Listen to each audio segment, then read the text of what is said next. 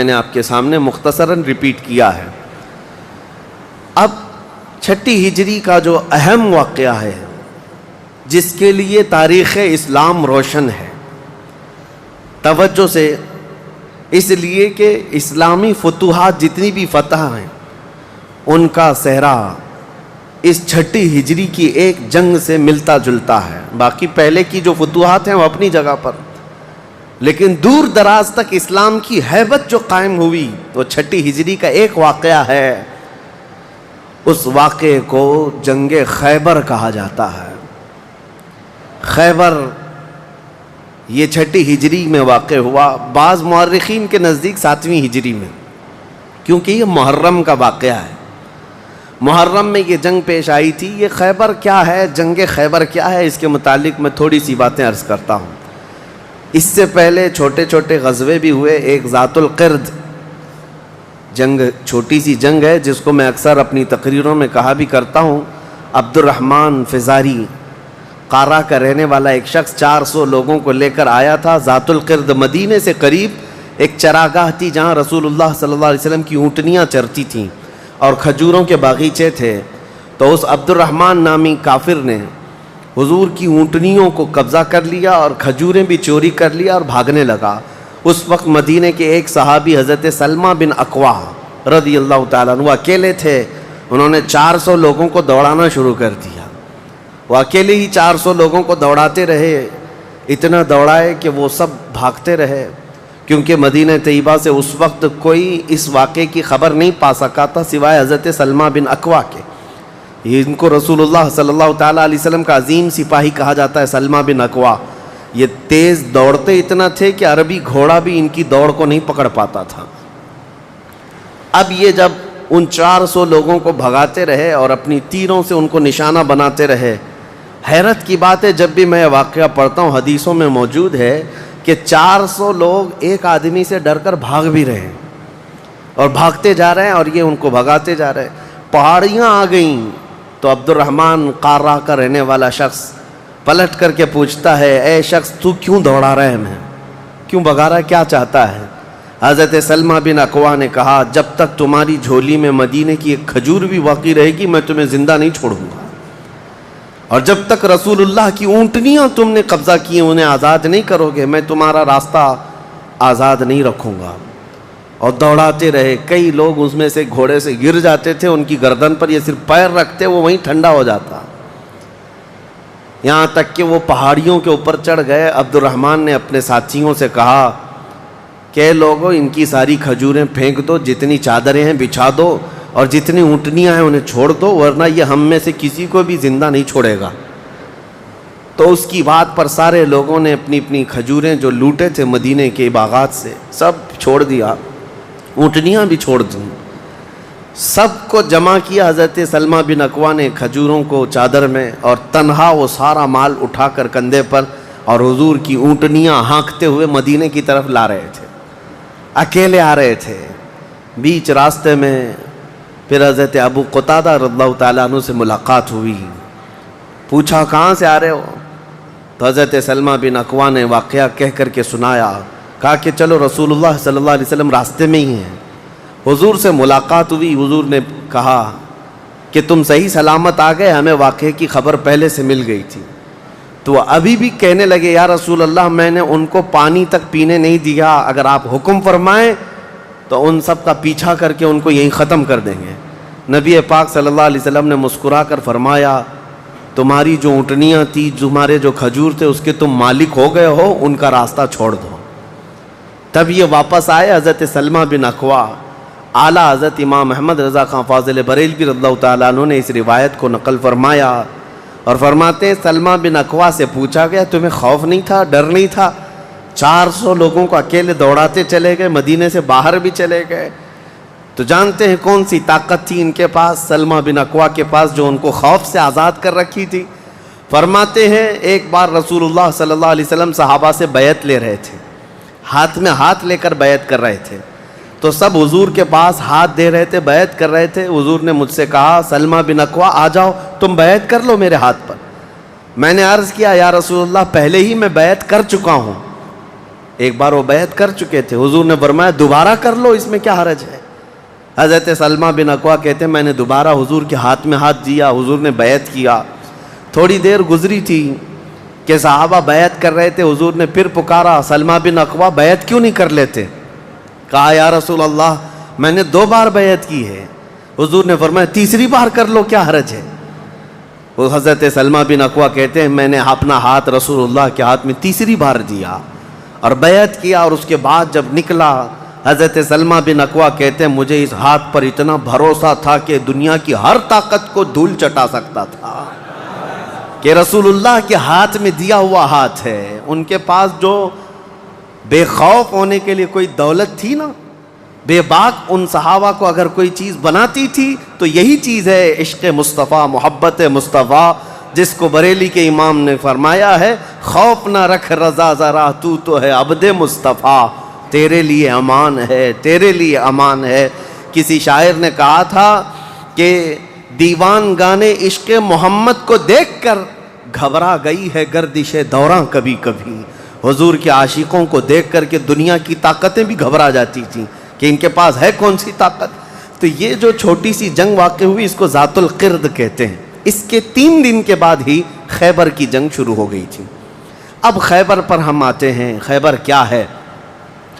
تقریباً مدینہ طیبہ سے 320 کلومیٹر دور یا 300 کلومیٹر کے قریب ایک بستی ہے جس کو خیبر کہتے ہیں۔ خیبر یہودیوں کا گڑھ ہے، یہودیوں کا مرکز، اور اس وقت سے لے کر کے حضور صلی اللہ تعالیٰ علیہ وسلم کی مدینہ طیبہ آمد سے بھی کافی پہلے سے خیبر میں یہودیوں نے ایسا اپنا وہ جمایا ہوا تھا کہ پورے عرب کے سب سے بڑے مالدار یہودی خیبر میں رہتے تھے، اور جنگی طاقت بھی سب سے زیادہ ان کے پاس تھی، اور غرور اور گھمنڈ اتنا تھا، پیسوں پر بھی اور جنگ پر بھی، طاقت پر بھی، کہ وہ کسی کو بھی ڈرا دیتے تھے۔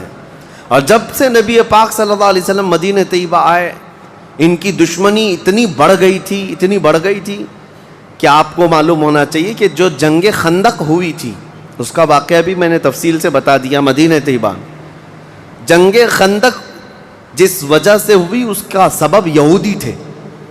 یہودیوں نے مکہ کے کافروں کو، مشرکوں کو، نجد کے کافروں کو سب کو جمع کیا تھا اور پانی کی طرح پیسہ بہایا تھا جنگ میں۔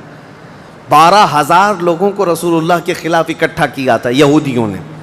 یہ خیبر کے یہودی تھے، کیونکہ نبی پاک صلی اللہ تعالیٰ علیہ وسلم جب تشریف لائے تھے 2 قبیلے یہودیوں کے مدینے میں آباد تھے، بنو نذیر اور بنو قریظہ۔ آپ کو میں نے سیرت کے بیان میں یہ بھی بتا دیا تھا، اور یہ دونوں قبیلوں نے حضور صلی اللہ علیہ وسلم کے ساتھ غداری کی تھی، وعدہ خلافی کیا، معاہدہ جو تھا اس کو توڑ دیا۔ اس کی وجہ سے ان یہودیوں کو جو مدینے میں رہتے تھے جلا وطن کر دیا گیا تھا، نکال کر باہر کر دیا گیا۔ تو جتنے مدینے سے نکالے ہوئے یہودی تھے وہ سب خیبر میں جا کر جمع ہو گئے تھے۔ خیبر میں جا کر کے ان لوگوں نے اڈا بنا لیا تھا، اور ڈیلی ان کی صرف اور صرف یہی منصوبہ بندی ہوتی تھی کہ محمد صلی اللہ علیہ وسلم اور ان کے ساتھیوں کو کیسے مارا جائے، کیسے قتل کیا جائے۔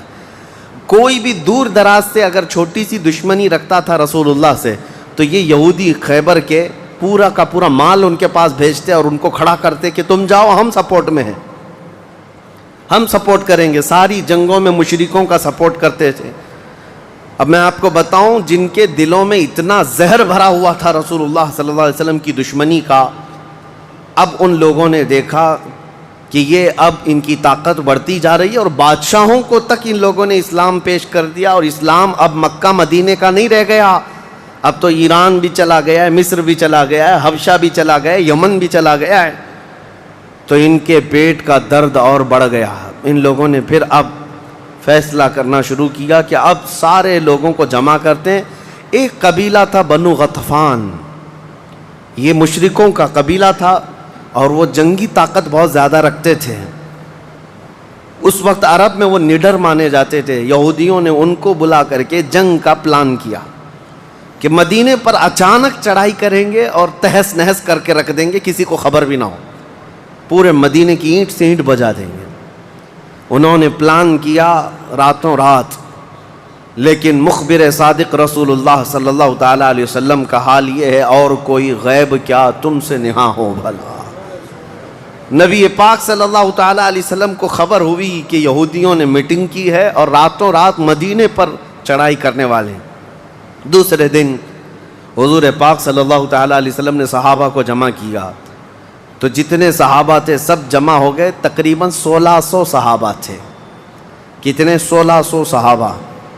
1600 صحابہ مدینہ طیبہ سے نکل پڑے حضور کے ساتھ کہ ان یہودیوں کو خیبر سے نکلنے سے پہلے ان کا راستہ ہم روکیں گے کہ مدینے پر کوئی بھی چڑھائی نہ کر سکے۔ جب رسول اللہ صلی اللہ علیہ وسلم صحابہ کو لے کر چل پڑے، چال الٹی پڑ گئی۔ یہودیوں نے یہ سوچا تھا کہ مدینے پر اچانک حملہ ہوگا، کسی کو کانوں کان خبر نہیں ہوگی، لیکن ایسا ہوا کہ 8 دن کے بعد اچانک حضور خیبر پہنچ گئے، ان کو کانوں کان خبر بھی نہیں ہوئی۔ نبی پاک صلی اللہ تعالیٰ علیہ وسلم صحابہ کے ساتھ جب پہنچے، صبح ہو رہی تھی، خیبر کی وادیوں میں حضور داخل ہو رہے تھے، تو یہودی اپنے اپنے کھیتوں میں کام کرنے کے لیے جا رہے تھے۔ جیسے ہی مدینے کی فوج کو دیکھا، ہیبت طاری ہو گئی، الٹے قدم اپنے قلعوں میں واپس بھاگتے رہ گئے اور چیخ مارتے رہ گئے کہ محمد بھی آئے ہیں اور مسلمان بھی آئے ہیں۔ حضور صلی اللہ علیہ وسلم نے ان کی چیخ و پکار کو سنا تو ایک جملہ فرمایا۔ حضور صلی اللہ علیہ وسلم فرماتے ہیں، جن کافروں کی وادی میں ہم اتر پڑے ان کی صبح خراب ہو ہی جاتی ہے، اور یہ خیبر اب برباد ہوگا۔ حضور کے الفاظ تھے، جملہ نکلا۔ صحابہ کرام اتنی جوش سے نعرہ لگا رہے تھے کہ یہودیوں کے سارے قلعے صحابہ کی آواز سے گونجنے لگ گئے۔ خیبر میں 8 قلعے تھے، 8 مشہور قلعے۔ انہوں نے بہت مشہور اس وقت کی طاقتور یعنی عمارتیں ایسی بنا رکھی تھیں کہ ان کا یقین تھا کہ کوئی ان قلعوں کو توڑ نہیں سکے گا۔ اور حد تو یہ ہے کہ آج 1400 سال گزر گئے، ابھی بھی وہ قلعے موجود ہیں، آج بھی موجود ہیں خیبر میں۔ وہ قلعوں کے باقیات، کھنڈرات ابھی بھی موجود ہیں۔ اب آپ اندازہ کریں کہ 14 صدیاں گزرنے کے بعد اب بھی وہ قلعے ہیں، تو اس وقت کتنے محفوظ رہے ہوں گے، کتنے مضبوط رہے ہوں گے۔ ان کو بڑا غرور تھا۔ 8 مشہور قلعے تھے، قلعہ نائم، قلعہ نطات، قلعہ قموس، ان کے نام تھے الگ الگ۔ ہر قلعہ الگ الگ کاموں کے لیے استعمال ہوتا تھا۔ اب نبی پاک صلی اللہ تعالیٰ علیہ وسلم خیبر جب پہنچے، 1600 صحابہ ہیں۔ اب سنیے، ایک قلعہ نائم تھا جس میں سارا ذخیرہ تھا، کھانا پانی اور سب کچھ وہاں پر تھا، اور اس کی ذمہ داری سلام بن مشکم نام کا ایک یہودی، وہ بہت ہی بغض و عداوت میں بھرا ہوا یہودی تھا، اس کے ذمہ تھی۔ اور قلعہ قموس جو سب سے بڑا قلعہ تھا، اس کی ذمہ داری مرحب نام کے یہودی کے پاس تھی۔ اور مرحب وہ شخص ہے جس کے بارے میں مشہور تھا کہ وہ 1000 لوگوں سے تنہا لڑ سکتا ہے۔ 1000 انسانوں کی طاقت تھی جس کے پاس، اس کا نام مرحب تھا۔ پورے خیبر کے یہودی اس سے ڈرتے تھے۔ اور قلعہ قموس جو سب سے بڑا قلعہ تھا، وہ اس کے انڈر میں ہوا کرتا، سب ان کی تقسیم تھی۔ اب جب نبی کریم صلی اللہ تعالیٰ علیہ وسلم شروعات فرمائی تو قلعہ نائم جو قریب تھا آبادی سے، اس پر چڑھائی شروع کر دی۔ تو جو صحابہ وہاں گئے تھے قلعہ نائم، تو صحابہ اکرام کو سخت مصیبت اٹھانی پڑی، کیونکہ اتنی سخت گرمی تھی کہ جس کی وجہ سے حلق میں کانٹے پڑ جاتے تھے پیاس کی شدت سے۔ کئی صحابہ اس میں شہید ہوئے۔ آخر کار قلعہ نائم فتح ہو گیا۔ ایک قلعہ فتح ہوا، دوسرا فتح ہوا، تیسرا فتح ہوا، قلعے اس طرح سے فتح ہونے لگ گئے۔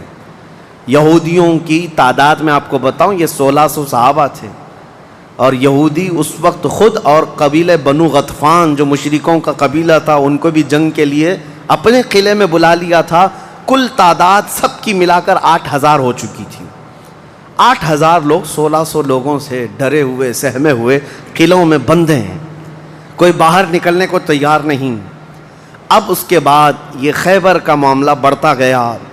اس میں ہوا یہ کہ آخری جو قلعہ تھا قلعہ قموس، یہ سب کے بس کی بات نہیں تھی۔ بہت مضبوط قلعہ، اور جو آدمی اس کا سپہ سالار ہے، شہ سوار ہے، وہ مرحب ہے۔ پورا عرب جانتا تھا اس کی طاقت کو۔ پہلے دن نبی کریم صلی اللہ تعالیٰ علیہ وسلم نے صحابہ کی ایک جماعت حضرت ابو بکر صدیق رضی اللہ تعالیٰ عنہ کی سپہ سالاری میں بھیجی۔ حضرت ابو بکر صدیق آئے، بہت ہی جان بازی اور بہادری کے ساتھ لڑائی کی، لیکن وہ اتنا سخت تھا کہ یہودیوں کی طرف سے بہت سخت طریقے سے ڈیفنس ہوتا تھا۔ صحابہ پیچھے ہٹ گئے، کچھ شہید ہوئے، کچھ زخمی ہوئے، واپس آئے۔ پھر دوسرے دن سیدنا عمر ابن خطاب رضی اللہ تعالیٰ عنہ کے حوالے حضور صلی اللہ علیہ وسلم نے فرمایا۔ حضرت عمر فاروق رضی اللہ تعالیٰ عنہ گئے، صحابہ کی ایک جماعت تھی، لیکن آج کا دن اور زیادہ سخت ہو گیا، سارے یہودیوں نے اپنی طاقت جھونک دی قلعہ قموس کو بچانے کے لیے۔ حضرت عمر فاروق رضی اللہ تعالیٰ عنہ صحابہ کی جماعت کو لے کر شام میں واپس آ گئے۔ اب یہ محاصرہ بڑھ گیا، 20 دن چلا کنٹینیو محاصرہ ان قلعوں کا، لیکن فتح ہونے کا نام نہیں تھا۔ جلال پیغمبری کو دیکھیں ہیں، صحابہ 20 دن سے تپتی ہوئی گرمی میں مدینے سے 300 کلومیٹر باہر ہیں۔ عرض کیا یا رسول اللہ صلی اللہ علیہ وسلم، ہماری منزل ابھی کہاں ہے، کب تک ہے؟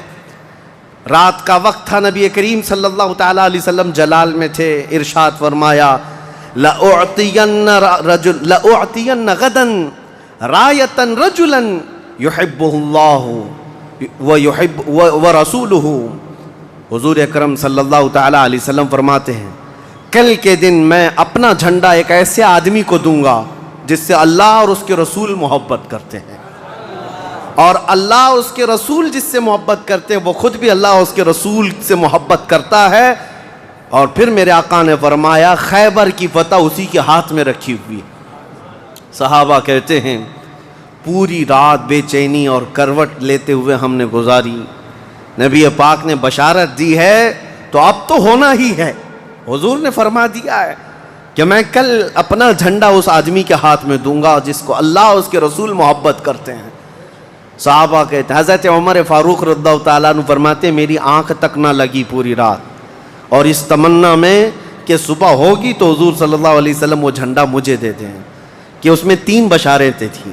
ایک بشارت یہ تھی کہ وہ شخص جس کو میں جھنڈا دوں گا وہ اللہ اور رسول سے بہت محبت کرتا ہے۔ دوسری بشارت یہ تھی کہ اللہ خود اس سے محبت کرتا ہے۔ تیسری بشارت یہ تھی کہ اسی کے ہاتھ میں خیبر کی فتح رکھی ہے۔ حضرت عمر کہتے ہیں پوری رات پلک بھی جھپکا نہیں، اسی آس میں، اسی امید میں پوری رات گزاری۔ پورے صحابہ کا یہی حال تھا۔ صبح جب ہوئی دوڑے دوڑے نبی کریم صلی اللہ تعالیٰ علیہ وسلم کی جلوں میں حاضر ہوئے۔ اللہ کے حبیب صلی اللہ علیہ وسلم کے ہاتھ میں پرچم تھا، جھنڈا تھا، اب جنگ کے لیے روانہ کرنا تھا۔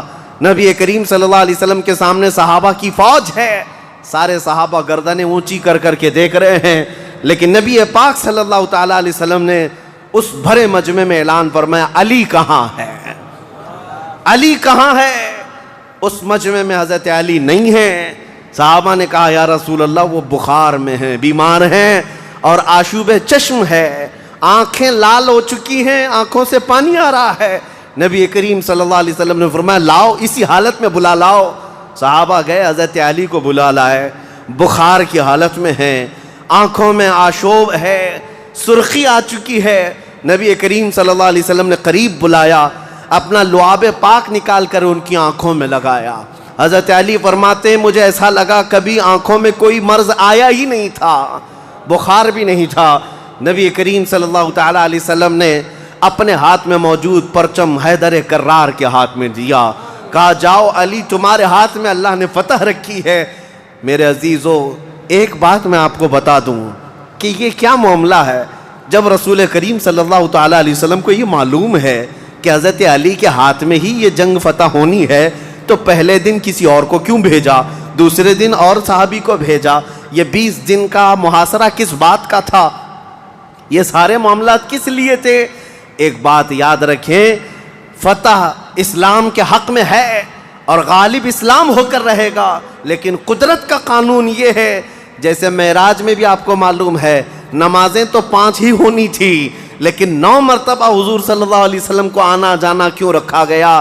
خدا کی قدرت کا قانون یہ ہے کہ پہلے اسباب کی طرف دیکھو، بعد میں اسباب کا خالق خود تمہارے لیے راستے پیدا فرمائے گا۔ جنگ تو فتح ہونی ہی ہے، لیکن تمہیں اسٹرگل کرنا پڑے گا, میدان میں مشکلیں اٹھانی پڑیں گی, بعد میں فتح تو تمہارے ہاتھ میں اللہ نے دی ہے. حضرت علی کرم اللہ وجہہ الکریم اپنے ہاتھ میں پرچم لے کر کے جب قلعہ قموس کی طرف بڑھتے ہیں, جانتے ہیں وہ تاریخ کا وہ عظیم دن ہے, محرم کی غالباً 9ویں تاریخ ہے.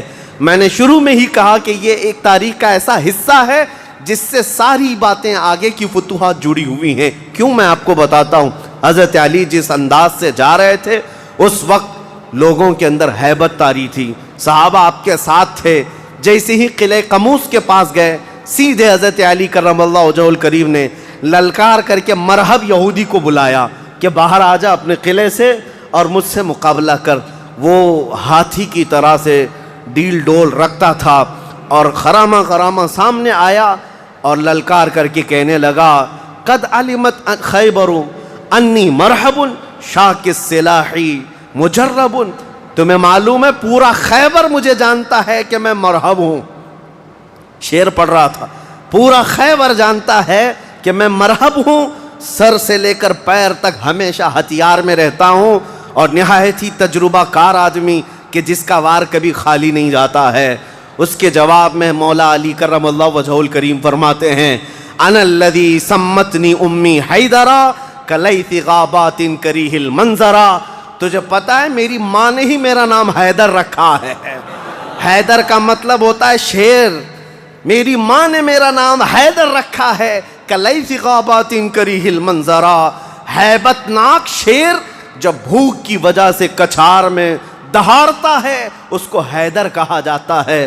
جب یہ رجزی اشعار کا تبادلہ ہو رہا تھا, وہ یہودی مرحب جو سر پر ٹوپی پہنتا تھا ویسی ٹوپی لوہے کی کسی کے پاس تھی نہیں, جسم پر جو لوہے کا خود لباس ہوتا تھا ویسا لباس کسی کے پاس نہیں تھا.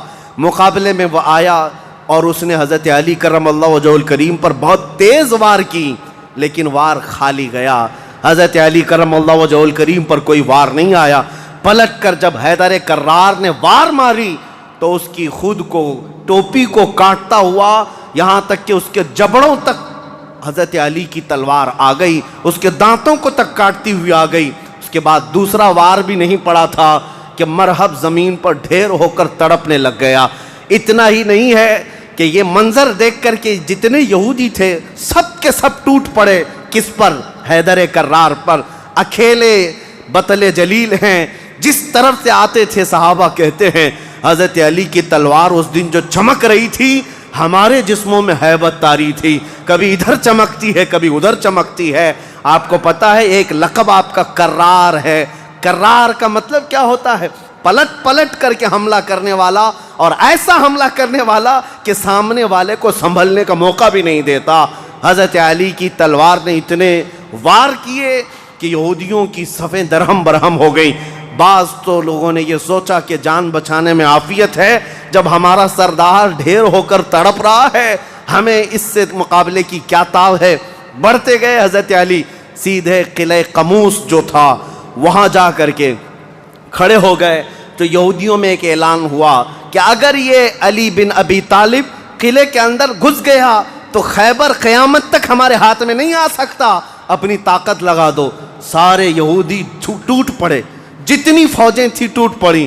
جانتے ہیں حضرت علی اپنا ڈیفنس کیسا کر رہے تھے, اپنے بچاؤ کے لیے کیا کر رہے تھے؟ قلعہ قموس کے دروازے کو جو پھاٹک تھا ایک ہاتھ سے اکھاڑ دیا اور بائیں ہاتھ سے صرف دروازہ پکڑتے تھے, سیدھے ہاتھ سے تلوار سے حملہ کیا کرتے تھے.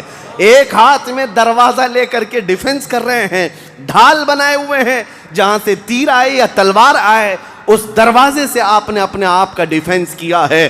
صحابہ کہتے ہیں ہم دیکھتے رہے, وہ دروازے کو ایسے اپنے ہاتھ میں نچا رہے تھے جیسے کوئی چھوٹا کھلونا اپنے ہاتھ میں نچایا جاتا ہے. حضرت علی کرم اللہ وجہہ الکریم نے اس قلعے کا پھاٹک توڑ دیا جس کو 20 دنوں سے صحابہ جا کر کے آ رہے تھے, توڑ نہ سکے تھے. پھر اس کے بعد جب جنگ ٹھنڈی ہوئی, بعض لوگ یہ کہتے ہیں کہ قلعے کا پھاٹک اٹھا کر کے پھینک دیا, پھینکا نہیں. پوری جنگ بھر حضرت علی اس دروازے کو پکڑ کر کے جنگ کرتے رہے اور قلعے کے اس دروازے کو اپنی ڈھال بنائے رہے. جب یہودی سرد پڑ گئے, ٹھنڈے پڑ گئے تو اس قلعے کے دروازے کو آپ نے اٹھا کر پھینک دیا. صحابہ کہتے ہیں ہم بعد میں چونکہ وہ راستے میں پڑا تھا، اٹھانے کے لیے گئے تو 40 صحابہ مل کر کے اس دروازے کو اٹھا نہ پا رہے تھے، جو تنہا حیدر کرار اتنی دیر تک اپنے ہاتھ میں لے کر کے لڑتے رہے۔ کون ہے یہ حیدر کرار؟ یہ وہی حیدر کرار ہے جب رسول اللہ صلی اللہ علیہ وسلم نے مکہ مکرمہ میں سب سے پہلے اسلام کی دعوت دی تھی تو مکہ والوں نے انکار کیا تھا۔ 9 سال کا ایک بچہ کھڑا ہوا تھا، کہا یا رسول اللہ میں آپ کے دین کی حمایت کروں گا۔ پتلی پتلی ٹانگیں تھی، کمزوری تھی۔ رسول اللہ نے اس 9 سال کے بچے کو دیکھا اور سینے سے لگایا اور بارگاہ رب العزت میں عرض کیا کہ مولا اس کی ٹانگوں میں اور اس کی بازوؤں میں تو طاقت عطا فرما۔ وہ 9 سال کا بچہ جب 25 سال کا ہو گیا تو فاتح خیبر بن کر کے نکلا، حیدر کرار بن کر کے نکلا۔ اسی لیے سچ کہا ہے جس نے کہا ہے شاہ مرداں شیر یزداں قوت پروردگار، لا فتح الا علی لا سیف الا ذوالفقار۔ یہ ہے جس کا مطلب یہ ہوتا ہے فارسی میں شاہ مرداں شیر یزداں، نوجوانوں کا اگر کوئی بادشاہ ہے تو وہ حیدر کرار ہے۔ شیر یزداں اگر اللہ کا کوئی شیر ہے تو حیدر کرار ہے۔ قوت پروردگار، اللہ کی طاقت کا مظہر دیکھنا ہے تو وہ علی بن ابی طالب ہے۔ لا فتح الا علی، سچ کہا جس شاعر نے کہا لا فتح الا علی۔ پورے لوگوں میں اگر جوان کوئی کہانے کے لائق ہے تو وہ علی بن ابی طالب کا نام ہے۔ لا سیف الا ذوالفقار، اور دنیا میں اگر کسی تلوار کو تلوار کہلانے کا حق ہے تو وہ ذوالفقار حیدری کا نام ہے۔ عزیزان گرامی اوقات، یہ خیبر فتح ہوا، جیسے یہ خیبر فتح ہوا صحابہ میں اتنا جوش بھر گیا تھا، نہ قلعہ قموس باقی رہا نہ مرحب باقی رہا۔ اور خیبر کو جو مولا علی نے اس وقت توڑا تھا، 14 صدیاں گزر گئی، آج تک یہودیوں کا اس میں داخلہ نہ ہو سکا تھا۔ یہودیوں کو پتا تھا ایک بار علی اس میں داخل ہو گیا تو قیامت تک خیبر ہمارے ہاتھ میں نہ آ سکے گا۔ آپ کو پتا ہے 2018 کی بات میں بتاؤں، 2018 میں انگلینڈ میں لندن کی سڑکوں پر پوسٹر اور بینر ہورڈنگ کارڈ لیے ہوئے یہودی احتجاج کر رہے تھے، پروٹیسٹ کر رہے تھے کہ خیبر ہمارا تھا، ہم کو نکالا گیا تھا، اور تمہاری ہماری لاسٹ جنگ خیبر تھی، اس کے بعد نہیں ہوئی۔ اس طرح کی باتیں، یعنی میں نے محسوس کیا کہ مسلمان تو بھول گئے خیبر کیا ہے، یہودیوں کو جن کو مار پڑی تھی آج بھی یاد ہے کہ مولا علی نے کیسے مارا تھا، آج بھی یاد ہے کہ حیدر کرار کی وار کیسی تھی۔ صدیاں گزر گئیں، وہ زخم ابھی تک بھرا نہیں ہے۔ اسی لیے میرے عزیزو، آپ کو دیکھنا چاہیے کہ گریٹر اسرائیل کا نقشہ جو انہوں نے بنایا ہے، اسرائیل جو آج فلسطین کے حصے میں زبردستی قبضہ کیا ہوا ایک چھوٹا سا ملک، ناجائز قبضہ، انہوں نے جو اپنے خوابوں کا ایک نقشہ بنایا ہے کہ اسرائیل کہاں تک ہوگا، انٹرنیٹ پر دیکھیں گے تو آپ محسوس کریں گے انہوں نے گریٹر اسرائیل کا نقشہ جو بنایا اس میں خیبر بھی شامل کیا ہے کہ خیبر تک، مدینے کی وادیوں تک ان کو اسرائیل بنانا ہے، جہاں سے ہم نکلے تھے وہاں واپس آئیں گے۔ لیکن انشاءاللہ العزیز ایسا کبھی نہیں ہوگا۔ مولا علی کرم اللہ وجہہ الکریم کی وار جو پڑی تھی وہ قیامت تک تازہ رہے گی انشاءاللہ۔ میرے عزیزو، خیبر فتح ہونے کے بعد اب عدل مصطفیٰ کو بھی دیکھو، نبی کریم صلی اللہ تعالیٰ علیہ وسلم، یہ وہ یہودی ہیں جو ساری جنگوں میں جڑ کا کام کرتے رہے، جڑ کا کام کرتے رہے، لوگوں کو بھڑکانے میں، حضور کے خلاف دشمنی پر ابھارنے میں، پیسہ بہانے میں، سب کام کرتے رہے۔ آج سب ٹوٹ کر بکھر گئے۔ نبی کریم صلی اللہ تعالیٰ علیہ وسلم کو اب کیا کرنا تھا؟ حضور صلی اللہ علیہ وسلم نے دوسرے دن جب صحابہ سے مشورہ لیا، صحابہ نے عرض کیا جیسے ان کو مدینے سے بھگایا گیا تھا، خیبر سے بھی نکال دیں، یہاں سے بھی نکال کر ان کو جلا وطن کر دیں۔ لیکن وہ مصطفیٰ کریم صلی اللہ تعالیٰ علیہ وسلم جو عظیم اخلاق لے کر کے زمین پر تشریف لائے، خیبر کے یہودیوں سے پوچھا کہ تم کو جلا وطن کیا گیا تھا اور تم نے بار بار ایگریمنٹ توڑا، معاہدے توڑے، اب یہاں سے بھی تمہیں جلا وطن کرنے کا مشورہ آیا ہے صحابہ سے۔ یہودیوں نے رونا دھونا شروع کیا اور کہا آپ اللہ کے نبی محمد مصطفیٰ صلی اللہ علیہ وسلم عدل کے شہسوار ہیں، ہمیں موقع عطا کریں، ہم خیبر چھوڑ کر جانا نہیں چاہتے، ہماری زمینیں ہمیں دے دیں، لیکن سال بھر میں جتنی بھی اس کی آمد ہوگی اس کا آدھا ہم مدینے پہنچا دیں گے، کھجوریں ہوں، فصلیں ہوں۔ نبی کریم صلی اللہ تعالیٰ علیہ وسلم نے سب کو معاف کر دیا، خیبر ان کے حوالے کر دیا، اور پھر وہ آدھا حصہ مدینہ طیبہ ہر سال دینے کے لیے راضی ہو گئے، اور اس پر حضور صلی اللہ علیہ وسلم نے فیصلہ فرما لیا۔ اب اتنی بات نہیں، حضرت عبداللہ بن رواحہ رضی اللہ تعالیٰ عنہ ہر سال جب یہ خیبر آتے یا ایک دوسرے صحابی یہ آدھا حصہ لینے کے لیے آتے تھے تو پورے خیبر کے یہودی مال جمع کرتے، اس میں آدھا آدھا حضرت عبداللہ فرما دیتے، اور اس کے بعد یہ نہیں ہے کہ لے کر کے نکل جاتے، سارے یہودیوں کو جمع کرتے، کہا میں نے پورے مال کا آدھا آدھا کیا ہے، ان میں سے جو حصہ تمہیں پسند ہے وہ رکھ لو، باقی مدینے بھیج دو۔ یہودی کہتے ہیں ایسا عدل ہم نے کہیں دیکھا ہی نہیں کہ ہمیں پہلے کہہ دیا جائے، ورنہ کوئی بھی ہوتا حاکم تو اچھا مال اٹھا لیتا اور برا مال چھوڑ کے چلا جاتا۔ یہ رسول اللہ کے صحابہ تھے، کہتے جو تمہیں پسند ہے وہ رکھ لو، جو چھوٹ گیا وہ مدینے بھیج دو۔ اتنے ہونے کے باوجود بھی حضور صلی اللہ تعالیٰ علیہ وسلم کے ساتھ انہوں نے کیا کیا؟ حضور 3 دن کے بعد خیبر سے نکل رہے تھے، زینب نام کی ایک خاتون تھی جس کا شوہر قتل ہو گیا تھا، وہ حضور صلی اللہ تعالیٰ علیہ وسلم کے پاس بڑی محبت لے کر کے آئی، بہت محبت کے ساتھ، اور یوں کہا کہ میں آپ کی پیروکار ہوں، بڑی مشتاق تھی آپ کے دیکھنے کی، آپ میرے گھر تشریف لائیں۔ حضور صلی اللہ تعالیٰ علیہ وسلم کو اور کچھ صحابہ کو اس نے اپنے گھر پر دعوت کی، اور دعوت کیا کیا؟ کھانے میں اور گوشت میں نہایت ہی خطرناک زہر ملایا اور حضور صلی اللہ تعالیٰ علیہ وسلم کو زہر دیا۔ جو صحابہ موجود تھے حضور صلی اللہ علیہ وسلم کے ساتھ دعوت میں، جیسی حضور نے پہلا لقمہ اٹھایا، جو گوشت کی بوٹی تھی یا جو لقمہ تھا وہی بول پڑا رسول اللہ صلی اللہ علیہ وسلم کہ مجھ میں زہر ملا ہوا ہے۔ نبی کریم صلی اللہ تعالیٰ علیہ وسلم نے ابھی اپنی زبان پر لگایا ہی تھا، نکال کر پھینک دیا، لیکن دوسرے ایک صحابی حضور سے پہلے پیٹ بھر کر کھا چکے تھے اور وہ زہر کے اثر سے فوراً ہی شہید ہو گئے۔ یہ یہودیوں نے حضور کے معافی کے بعد، اعلان کے بعد پھر بھی یہ ہرزہ سرائیاں، یہ سارے کام کرتے رہے اور آج تک کرتے آئے ہیں۔ آج تک نبی کریم صلی اللہ تعالیٰ علیہ وسلم نے اس کے باوجود معلوم ہونے کے بعد یہودیوں کو بلایا کہ اس خاتون کا کیا کیا جائے۔ اس نے اقرار کر لیا، کہا کہ ہاں ہم نے زہر ملایا تھا۔ کہا کیوں؟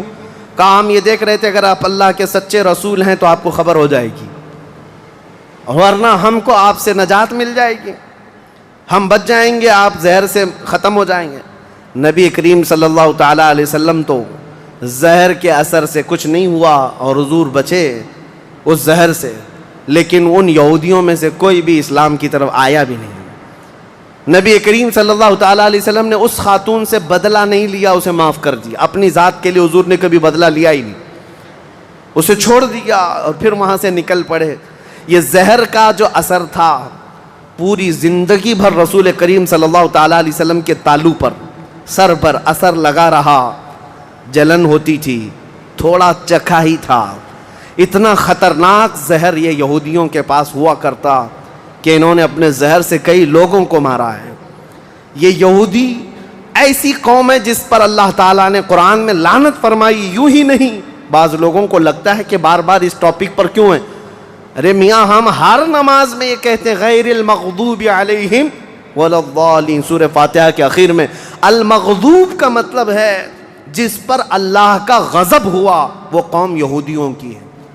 سورہ فاتحہ میں ہم اللہ کی بارگاہ میں پناہ مانگتے ہیں کہ اللہ جس قوم پر تیرا غضب نازل ہوا اس قوم سے ہمیں بچائے رکھ، ان کے راستے سے ہمیں بچائے رکھ۔ یہ اتنی خطرناک سازشی قوم ہے کہ آج پوری دنیا کو انہوں نے ہلا کر رکھا ہے، آج پوری دنیا کو کریڈٹ نظام پر لا کر رکھا ہے۔ یہ جتنے ورلڈ کے بڑی بڑی بینکیں ہیں انہوں نے اپنے ہاتھ میں رکھا ہے، سونے پر یہ اپنا قبضہ جمائے ہوئے ہیں۔ جیولری اس کو نام دیا گیا ہے، سونے چاندی کے تمام زیورات کو جانتے ہیں۔ اس کے ایک محقق نے کہا تھا جیوز، یہودی جیو کہلاتے ہیں، اور جیو سے انہوں نے جیولری کر دیا ہے کہ سونے چاندی کا حق صرف اور صرف جیوز کے پاس ہے، یعنی یہودیوں کے پاس، دوسرے کوئی اس کا حق نہیں رکھتے۔ اور یہ مال سونا چاندی ہی ہے جو پوری دنیا کی کرنسی کو اوپر نیچے کرتا ہے۔ یہ سارا نظام انہوں نے بنا رکھا ہے، دنیا کو قرضے دے دے کر کے ورلڈ بینک سے اپنا مقروض بنائے رکھا ہے۔ دنیا کو جنگوں کے ہتھیار خوب بیچتے ہیں، یہ سارے ہتھیار بناتے ہیں اور پورا بیچتے ہیں، اس کا کاروبار بھی کرتے ہیں۔ دنیا کی بڑی بڑی دوائیوں کی کمپنیاں بلکہ بایو ویپن کے طور پر استعمال کرتے ہیں، ڈرگ مافیا ہے، سب یہودیوں کے کنٹرول میں آج۔ اسی لیے میں آپ سے کہتا ہوں یہ اتنی شریر قوم ہے کہ اس سے ہمیشہ پناہ مانگتے رہو اللہ کی بارگاہ میں۔ اور اخیر میں آپ کو بتا دوں، جب قیامت کے قریب حضرت عیسیٰ علیہ السلام آئیں گے اور وہ اس وقت دجال کو قتل کر رہے ہوں گے، اور دجال کی فوج میں 60,000 یہودی ہوں گے، 60,000 یہودی اس کے ساتھ جنگ لڑ رہے ہوں گے ایمان والوں کے ساتھ اس کی حمایت میں، اور حضرت عیسیٰ علیہ السلام کے ہاتھ سے قتل ہوں گے۔ تو حدیث پاک میں ہے کہ جہاں حضرت عیسیٰ علیہ السلام جائیں گے یا مسلمان جو عیسیٰ علیہ السلام کے ساتھ ہوں گے، ان مسلمانوں کو جو پتھر ہیں جگہ جگہ کے، وہ پتھر پکار کر کہیں گے یا مسلم ورائی یہودین اقتلہ، اے مسلمان میرے پیچھے ایک یہودی چھپا ہوا ہے، آجا اسے قتل کر دے۔ پتھر تک بولے گا کہ یہودی یہاں چھپا ہوا ہے۔ اس سے آپ اندازہ کریں یہ ایسی شریر قوم ہے جس سے پتھر بھی پناہ مانگتے ہیں۔ عزیزان گرامی وقات، سیرت کا یہ حصہ تھا 6 ہجری کا۔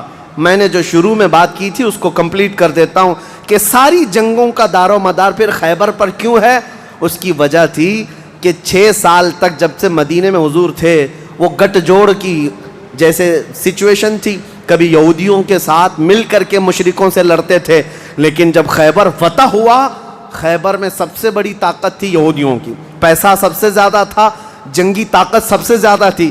جیسے ہی خیبر فتح ہوا، ایران بھی کانپنے لگ گیا، روم بھی کانپنے لگ گیا، مصر بھی کانپنے لگ گیا، سارے بڑے بڑے ممالک جو ہیں وہ مسلمانوں کی ہیبت سے کانپنے لگ گئے۔ اسی لیے ہم کہتے ہیں دنیا کی جتنی فتوحات بعد میں ہوئی، وہ ڈر اور خوف ان کے دلوں پہ ایسا سوار تھا کہ انہوں نے خیبر کے ٹکڑے کر کے رکھے ہیں، لہٰذا مسلمانوں کے مقابل میں آنے کی کوئی جرات نہ کر سکا۔ اسی لیے ہم کہتے ہیں باقی ساری فتوحات کا صحرا بھی خیبر کے فاتح مولا علی کرم اللہ وجہہ الکریم کے سر جاتا ہے۔ اسلام کی فتوحات کی بنیاد حیدر کرار کے سر پر جاتی ہے۔ اللہ کریم زندگی بھر ہمیں مولا علی کرم اللہ وجہہ الکریم کے عاشقوں میں شمار فرمائے، اور دعا یہی کرتے ہیں کہ اے مولا ہم سب کو بازوئے حیدر عطا فرما، بازوئے علی بن ابی طالب کی قوت عطا فرما۔ اے کریم خدا اسلام کو پھر سے سرخ روئی عطا کر دے، امت مصطفیٰ کو پھر سے عزت و وقار عطا فرما دے۔ کریم خدا رحم الراحمین مولا تیرے حبیب پاک صلی اللہ تعالیٰ علیہ وسلم کے جلوں میں زندگی عطا فرما، ان کے قدموں میں ہمیں موت عطا فرما۔